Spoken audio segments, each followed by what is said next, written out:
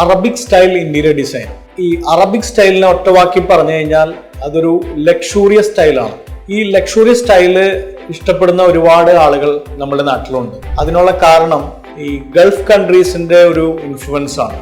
Arabic സ്റ്റൈലിലെ detailing എന്താണെന്നുള്ളത് നമുക്ക് നോക്കാം. ഈ സ്റ്റൈലില് ഈ ഗോൾഡ് ഫിനിഷ് ഒരു മെയിൻ പാർട്ടാണ്.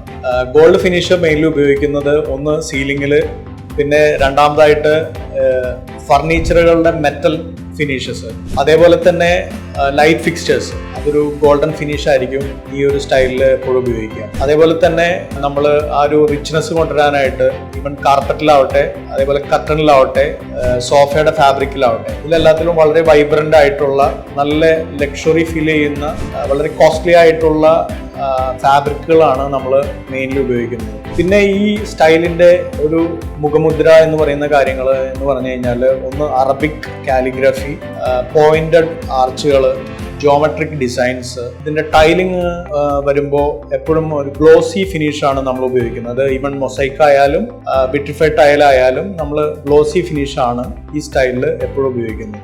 അറബിക് സ്റ്റൈലിൽ നിങ്ങളുടെ വീടോ ഫ്ലാറ്റോ ഇന്റീരിയർ ഡിസൈൻ ചെയ്തിട്ട് ഫർണിഷ് ചെയ്യാൻ താല്പര്യമുണ്ടെങ്കിൽ താഴെ കാണുന്ന നമ്പറിൽ തീർച്ചയായും കോൺടാക്ട് ചെയ്യാം. Thank you.